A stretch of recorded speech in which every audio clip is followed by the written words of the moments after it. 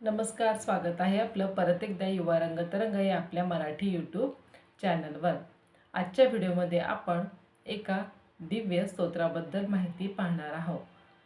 दिव्य याकरिता की स्तोत्र असं आहे की ज्याच्या नियमित पठणाने आपल्या शरीराची, मनाची रक्षा होते आणि आपल्या सभोवताली एक सुरक्षा कवच, जे सकारात्मक शक्ती आहे त्याचे सुरक्षा कवच तयार होते.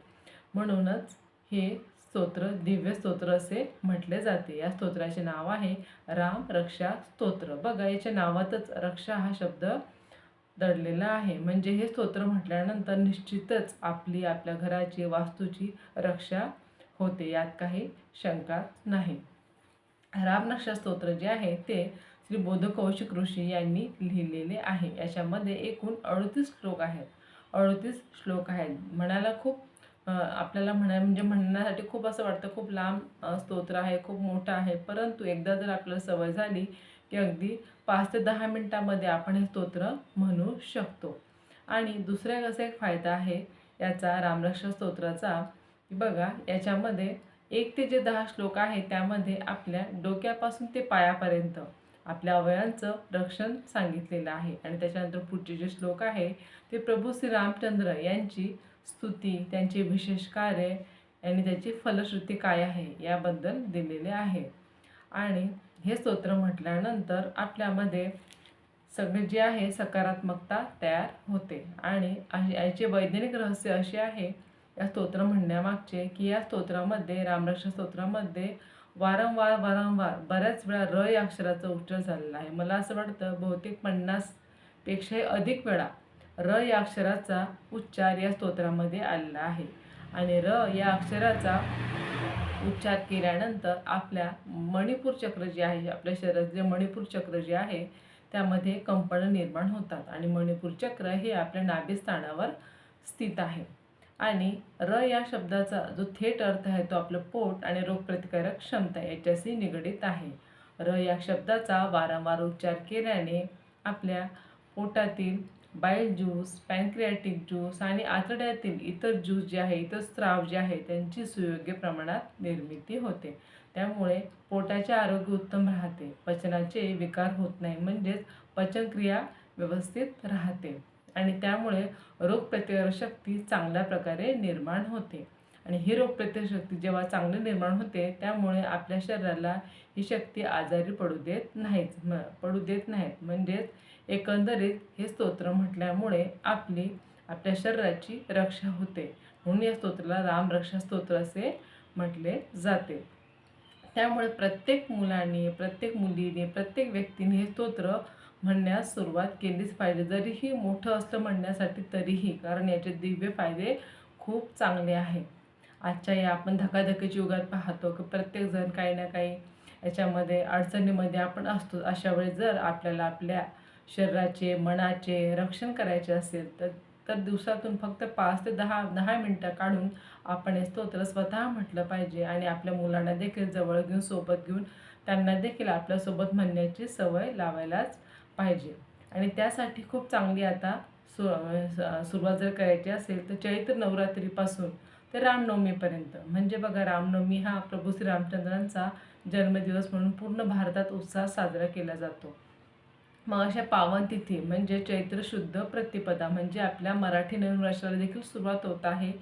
आणि या दिवसापासूनच आपण रामनवमीपर्यंत जर हा एक चांगला संकल्प जर केला आपण की नाही या दिवसापासून मला रामरक्षा स्तोत्र म्हणण्याची सुरुवात करायची आहे, तर खरोखर एका वर्षामध्ये तुम्ही याचे खूप चांगले फायदे तुम्हाला पाहावयास मिळतील. फक्त गरज आहे नित्य सातत्य ठेवून दररोज म्हणण्याची, तरच याचे प्रभावी चांगले फायदे आपल्याला मिळणार आहेत.